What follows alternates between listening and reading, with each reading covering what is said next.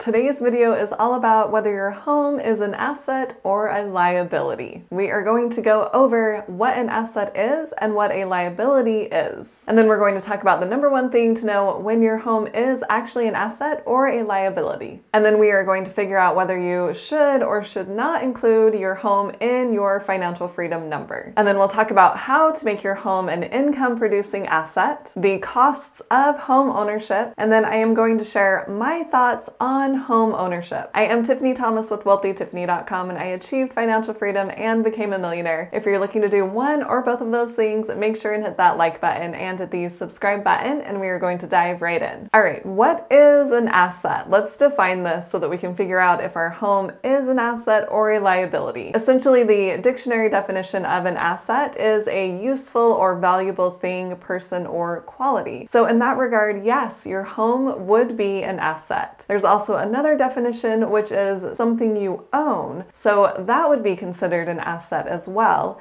And then the last definition is something that puts money in your pocket. And your home may or may not fall under this definition of asset. Now let's talk about what a liability is. The dictionary definition of liability is the state of being responsible for something, especially by law. So if you are buying a home and then you take out a mortgage, you are responsible for paying that mortgage. Another definition is something you owe. So if you've not paid off your home yet, then your asset could be considered a liability because you would owe a certain amount on your home. So if you are paying that mortgage, then money would be going out of your pocket. The number one thing to determine when your home is an asset or a liability is to choose your definition of asset, because that's what's going to help you determine whether or not it is an asset, because it does qualify for some of the definitions of an asset. And it also depends on how you are using your home, which we are going to talk about. And when you are deciding which definition you want to use for an asset, you can look at what you are calculating. For example, if you are calculating your net worth, then I would include the value of your home in your net worth because it is something that you purchased and you have that value of your home. And in talking about determining your net worth, if you're not sure how to do that,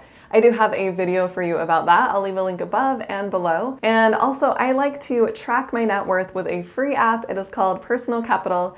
You can hook all of your financial accounts to Personal Capital so that you can see everything in one place. If that's something you're interested in, I will leave my referral link below in the description. You can click on that to set up a free account with Personal Capital. But if you are calculating your financial freedom number, for example, the amount that you are figuring out in order to retire or become financially free, I would not include the value of your home because it is not something that is producing cash flow for you unless you're using it in a certain way. And the reason I would not include the value of your home when calculating your financial freedom number is because it's not producing money for you unless you are house hacking or doing a few different things, which we are going to talk about in a moment. But if you own the home yourself and you are living in it with your family or just by yourself, and it's not generating any income for you, then do not include it in your financial freedom number. A lot of people get confused about this because they think, oh, well, it is an asset, it is of value. But when you are calculating your financial freedom number,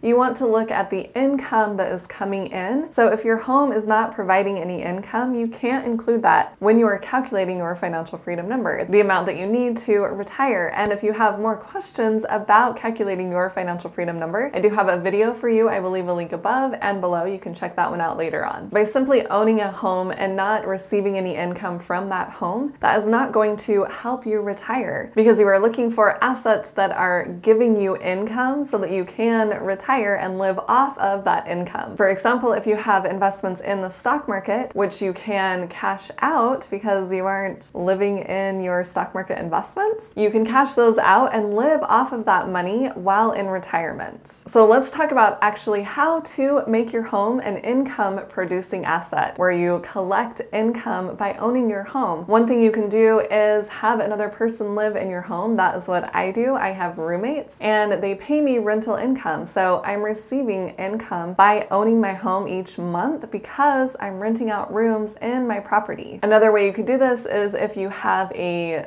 basement or even just a mother-in-law basement apartment, you could rent that out to a family or a couple and collect income that way. So it would be kind of more separate than renting out rooms that are right next to your room. Or you could even do a short-term rental by using Airbnb, for example, if you want to perhaps put a room on Airbnb just for a month to create a little bit of extra cash flow, you could do that. Or if you are going out of town for a long time, taking a long vacation, you could even rent out your house for a month or two, depending on how long you're going to be gone. Another option could be to rent out empty space in your house as storage. So instead of someone renting a storage unit, they could rent out a room or even part of your garage and pay you to store their items. Or if you have extra parking in your driveway, then you could rent out the parking area to someone that may have a boat or a trailer that they don't use a lot, but they don't have a place to store it. Or you could even rent out a room for office space for someone else. Or if you have your own business, you could use a room for your own office, and it wouldn't really provide income, but it would give you a reduction on taxes. And also, if you have a beautiful large backyard, you could rent out that space for weddings or gatherings and make some income that way. So there's a number of different ways that you could make some income from your home and make it an income producing asset. Next, let's talk about some costs that are associated with home ownership, because a lot of times people just think it is so much better to own a home, but there are a lot of things you need to pay for when you do own a home. For example, there are maintenance costs. You need to keep your air conditioner up to date and your furnace. You have different appliances like your fridge or washer and dryer. So you need to make sure that those things are running properly and do maintenance on those. And then even when those items go out, you'll need to replace those items. I had to replace an air conditioner in one of my properties recently, and it was actually on top of the condo. So it was hard to find someone to replace that air conditioner, and it cost a lot more than replacing an air conditioner in a normal home where they wouldn't have to go on the roof. So think about those kind of costs when you are deciding to purchase your home. There's also yard work to be done if you have a yard with your place. And I know for me, one of my places, there were big cottonwood trees in the backyard, 4 of them, and 3 of them were completely dead. One of them was pretty much half dead.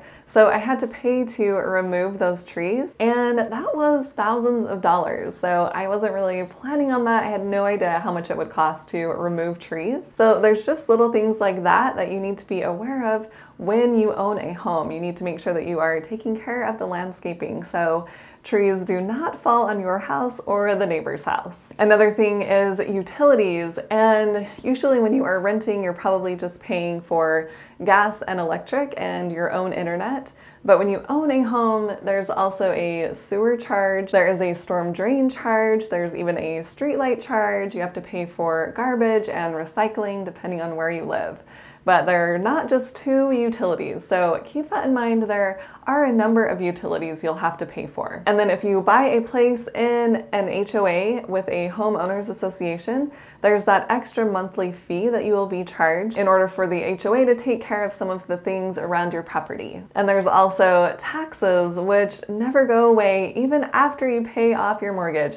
You will always be paying taxes on your property. And then don't forget about insurance. You want to make sure your property is insured in case something does happen to it, that you just have to pay your deductible and then the insurance will take care of the rest. And then of course, if you take out a loan, a mortgage loan in order to purchase your home, you're going to have that monthly mortgage payment to pay. And if you want to know how I was able to pay off my mortgage early, I have a video about that. I'll leave a link above and below. So just keep in mind there are a number of different costs associated with owning a home. Comment below and tell me if you would say your home is an asset or a liability. And then I want to share my thoughts on home ownership. One of the things I really like about owning my own home is the security. I don't have to worry about someone selling the property and then me having to move. I know for sure that it is mine and I can stay there as long as I want to. And I think when you have a family, it's even nicer to have that security. Where it's just me, it's not so bad if I did have to move, but moving a whole family and taking the kids out of school, things like that, would be a lot harder. So I like having that peace of mind, that security, knowing that I own the place and I don't have to move unless I want to move. And another item I like about home ownership is that you can do what you want with your home. You can paint the walls different colors if you want to. You can redo the flooring, and if you don't have an HOA, then you can even paint your front door or do things on the outside of the home to make it look different. But you have full control on what you want to do with your home. No one else is saying, no, you can't paint the bedrooms or upgrade anything. And then another benefit is you don't have that hassle of having to move. If the landlord does sell their property, then you're going to have to pack up all of your things and move. And that is a lot of work. I did that recently, just last year, and it was a lot of work to move all of my items because I had a house that I had fully furnished before. So moving all of those items over, plus finding a new place to live can also be difficult. So if you own your own place, you don't have to worry about moving. If you've held your property for the long term, it is appreciated in value. It's gone up over the years. So if you have your mortgage paid off, if you own your home outright, you can leave that to your heirs, and someone could move into the property and divvy it up amongst all of your children. And then another option of owning your own home is that if you get tired of your home, you can actually rent it out and move into another place. And you could even rent if you wanted to, or if you wanted to purchase another property, that could be an option. But you could rent out your home and then collect cash flow every single month from that property. So it's up to you whether or not you want to purchase a home and whether you define that as an asset or a liability. But I wanted to share these thoughts with you so that you can kind of see in what ways a home could be an asset or it could be a liability. And if you found this video helpful, please hit that like button and share it with someone else who would like to hear this information, and hit the subscribe button to subscribe to my YouTube channel. And if you want to see even more content from me, make sure and check out the videos on the side of the screen. Thanks so much for watching. I'll see you in the next video.